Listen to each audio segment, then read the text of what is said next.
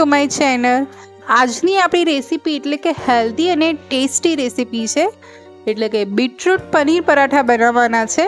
જો તમને આ રેસીપી ગમે તો એને લાઈક કરજો, શેર કરજો, મારી ચેનલ સબસ્ક્રાઈબ કરજો કે જેથી મારી ચેનલ પર આવનારી નવી નવી વાનગી તમારા સુધી પહોંચી શકે. તો ચલો આપણે રેસીપીની શરૂઆત કરીએ.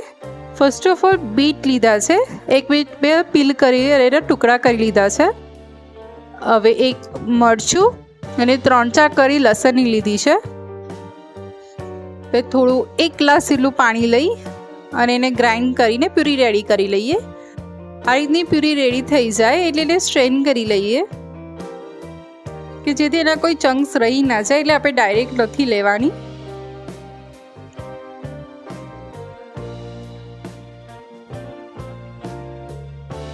સ્ટ્રેન થઈ જાય ત્યારબાદ એમાં મીઠું અને મોહનનું તેલ લઈ લીધું છે.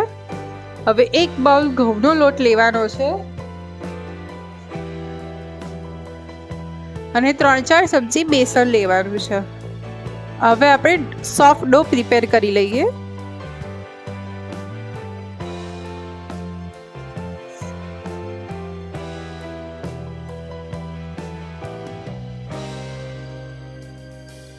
તમે જોઈ શકો છો કે આપણે સોફ્ટ ડો પ્રિપેર થઈ ગયો છે.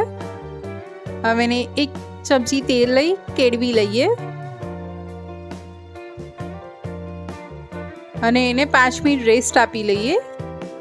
ત્યાં સુધી પનીરનું સ્ટફિંગ બનાવવા માટે પનીરમાં મીઠું, ધાણા જીરું, લાલ મરચું, ઝીણા સમારેલા મરચાં, ઝીણું સમારેલું કેપ્સિકમ, ઝીણી સમારેલી ડુંગળી, થોડા ધાણા લઈ લીધા છે.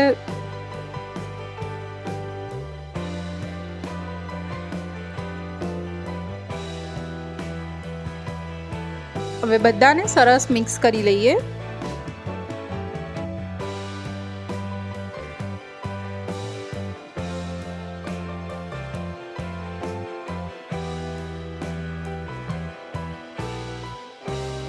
તો આપણું પનીરનું સ્ટફિંગ રેડી થઈ ગયું છે અને આપણો લોટ બી રેસ્ટ આપ્યા બાદ રેડી થઈ ગયો છે.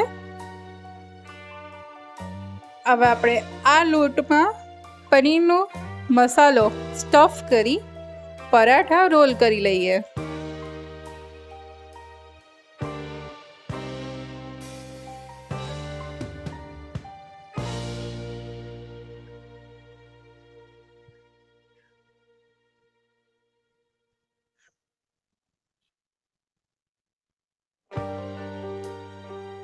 પરાઠો રોલ થઈ ગયા બાદ એને શેકી દઈએ.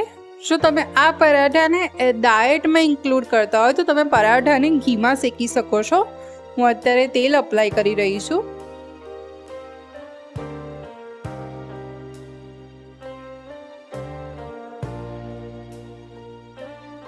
બંને સાઈડથી સરસ ક્રિસ્પી પરાઠા શેકી લેવાના છે.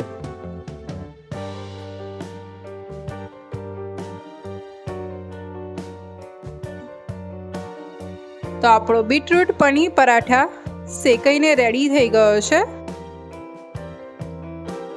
મેં અત્યારે કર્ડ સાથે સર્વ કર્યો છે. તમે આ રેસીપી તમારા ઘરે બનાવો. કેવી લાગી કોમેન્ટમાં જણાવજો. આવી બીજી રેસીપી સાથે ફરી મળીશ. આવજો. જય શ્રી કૃષ્ણ.